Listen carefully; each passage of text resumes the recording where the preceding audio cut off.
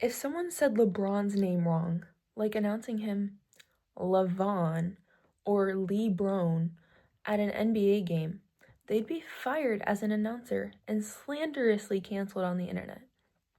So why is it okay when they make mistakes announcing female athletes' names at the pro level? I mean, they've unapologetically done it to me for years.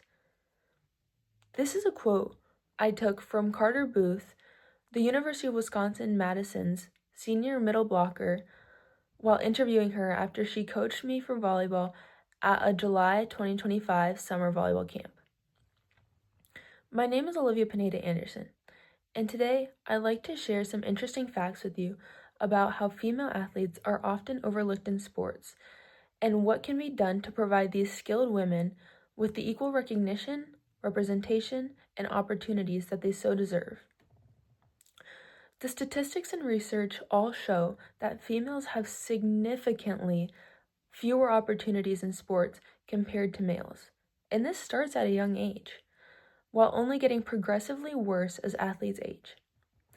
Many things can be done to promote women's sports in media, in schools, and in general to create opportunities for athletic girls. And I'd like to inform you on what needs to be changed and how these things can be done in order for women's sports to thrive. First, I'd like to talk about what I think is the most important factor for growing women's sports in our modern age and media-centered world, which is female sports media coverage.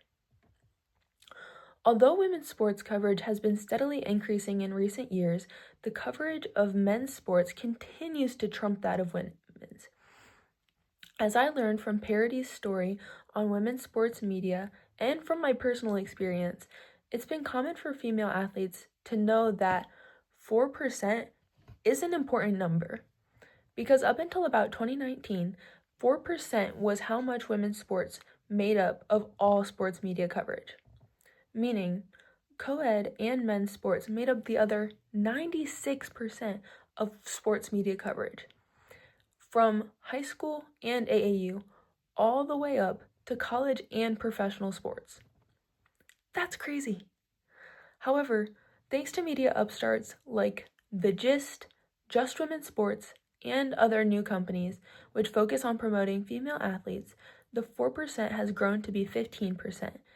And the reason we were stuck at 4% for so long is that when women's sports events were broadcast through mainstream media platforms like ESPN and other sports media giants, they weren't broadcast consistently and therefore did not build up a following. When media companies came in and let time work its magic, while they consistently covered female sporting events and promoted them in social media, it made women's athletics more accessible to watch and build a profitable fan base off of, and a following, which helped to open doors for female athletes by creating more buzz around women's sports. Another large reason that I'd like to educate everyone about is the specific inequalities that women experience at the professional and collegiate levels versus those of men. One of these inequalities that female athletes face is a lack of women in sports and exercise medicine. Although there are plenty of skilled and highly qualified males in the sports medicine field who are pretty much equally accessible to female athletes, the female and male bodies are known to be different, and having women in these healthcare positions and available to our collegiate and professional athletes would significantly reduce the time that it takes to diagnose and treat certain issues and injuries that females are more prone to sustain. This would also foster female support and growth in women's sports. Healthcare is known to be a high-income field, and the same could be said about professional male sports. However, this could not be said about women's professional and collegiate sports. The most recent event I could use to demonstrate the lack of compensation that professional female athletes experience is the "Pay Us What You Owe Us" movement in the WNBA. Although I am not a basketball fan or player myself, I'm well aware of the leaps that the WNBA has made while growing over the past few years, and I know some of the superstars who made this growth possible by name and image, such as Caitlin Clark and Angel Reese, just as examples. Despite not following their games or media, I recognize these players, and this just goes to show how well known and expansive the WNBA is becoming. With this growth comes additional revenue, which the players have not been experiencing the benefits of or a positive impact from towards their salaries. To put into perspective the salary gap between female and male professional basketball players, WNBA players earn 1.55% the average NBA player's salary, according to the Roxbury Review. And the average NBA player earns $11.8 million, while their median is around $5.7 million. Another example of a salary gap in sports is that in the 2023 World Cup, female soccer players were paid a quarter for every dollar that male soccer players were paid. This is according to RBC Wealth Management. The last reason I'd like to address regarding women and our underrepresentation in sports are the reasons why girls quit sports at a young age more commonly than boys do. It is more stereotypical and normal for young boys to play sports and continue that path from a young age than it is for girls to do so.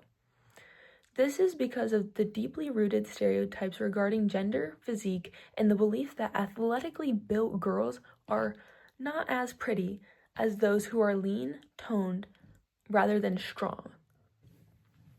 A factor that plays into this is the fear that young girls will be labeled as boyish or masculine and be bullied based on an external and false gender identity put upon them by others. This is according to Women in Sport. This is one of the main reasons that girls get pushed out of sports in elementary, middle school, and junior high. 5 Goal explained with their story that girls also quit sports because training and playing time are more cliquey and favor-based in girls' sports rather than boys' developmental sports. It's also largely common to experience body shaming, diet suggestions, cliques, and bullying more commonly as a female athlete than a male athlete. By educating kids earlier on the effects of bullying, the meaning and harm of body shaming, and social isolation, we would be fostering the growth of girls' sports and encouraging beneficial growth in the female sports world. In conclusion, if we continue supporting the growth of female sports media coverage and allow new media companies to thrive and expand, if we pay our athletes what they've earned and equalize female and male professional and collegiate compensation, and if we encourage a positive environment for growing young athletes and destigmatize being a girl in sports, we will be on the right track for women to stop being overlooked and underrepresented in sports. So, as you should know by now, there are definitely many gaps between women and men's sports, and females are underrepresented in the sports world as of now. But there are things we can do about it. It is not fair for our athletes to continue taking this unfair treatment. Thank you for your time and attention, and as Carter Booth said, they've been unapologetically announcing our names wrong for years. It's time for female athletes to get the recognition they've earned and worked for, and for their names to be known.